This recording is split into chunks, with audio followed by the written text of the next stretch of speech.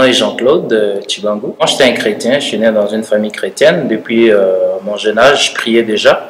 Mais je me limitais juste à aller à l'église, à faire ce qui est bien. Je ne voulais pas blesser les gens autour de moi. J'essayais d'être un garçon gentil. Je voyais des miracles, je voyais des gens prier pour les autres, mais je disais que c'est pas pour moi. Parce que j'étais bloqué par la peur de l'échec, la peur de faire d'erreurs, la peur de moquerie.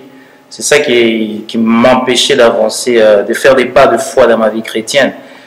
Jusqu'à ce que je vienne au Canada, puis je suis venu au Carrefour évangélique des Nations. Puis j'ai commencé à écouter des podcasts sur les sites internet. Puis là, j'ai vu entendre la voix de Dieu. J'ai commencé à écouter ça.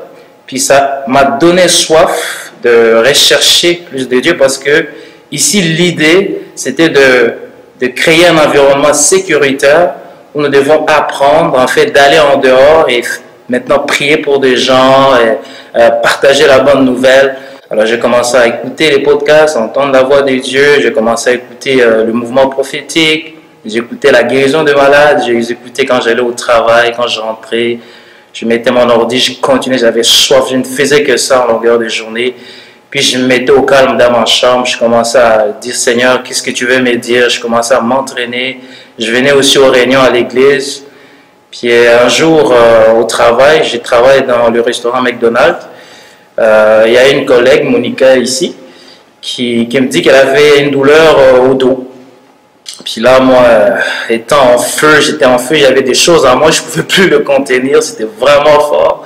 Juste entendre les messages, ça avait impacté ma vie. Puis là, je lui dis, mais est-ce que tu aimerais que j'ai prie pour toi à la pause? Puis elle me dit, ouais, ça ne me dérange pas, j'aimerais bien, moi ce que je veux c'est être guéri. Et quand on est allé à la pause, j'ai prié pour elle.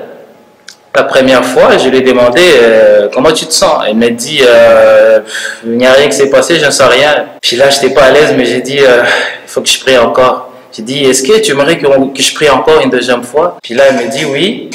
Alors j'ai prié encore, je recommande à toute douleur de partir dans le nom de Jésus. Et là, je demande, comment tu te sens?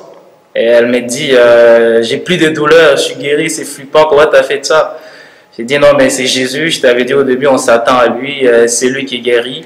Donc, au restaurant McDonald's, au mois de juillet, j'ai été touchée, j'ai été guérie comme ça, spontanément. Suite à ça, j'ai vraiment eu un grand questionnement. Je me suis demandé, mais comment? C'est impossible. Comment ça peut arriver? Donc, j'avais une Bible chez moi que je lisais pas. Et je l'ai ouvert. J'ai commencé à lire du début jusqu'à la fin.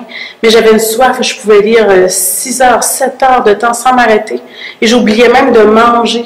Tellement le miracle que Jésus avait fait pour moi m'avait vraiment complètement donné la soif, m'avait touchée. Et je voulais comprendre qu'est-ce qui m'était arrivé. J'ai eu une grande soif, j'ai commencé à venir à l'église. Ensuite, en février, j'ai accepté Jésus avec le pasteur dans son bureau.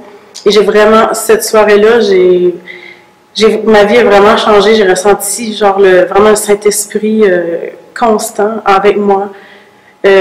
Même un petit témoignage comme ça, je me sentais vraiment ivre et je pensais que c'est parce que j'avais pas mangé. Donc je me suis fait un bon repas, j'ai mangé et après je me suis éclatée de rire mais non, ça continue. Donc ça m'a donné ça, ça a toujours continué. Après je me suis fait baptiser le 7 juin. Un baptême d'eau, j'ai reçu le baptême du Saint-Esprit. Je suis toujours en feu, mais c'est pas un feu qui diminue, ça va toujours en augmentant. J'ai toujours une soif, il y a plein de choses qui viennent dans ma vie, je prie pour plein de gens.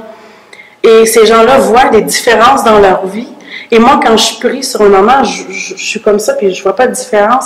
Et des fois, je suis comme, mais Seigneur, mais t'agis, mais pourquoi j'ai pas vu de différence? Une semaine après, moi, j'ai prié une prière comme ça, et la personne a reçu grand comme ça une semaine après. Et c'est merveilleux de découvrir tout ça.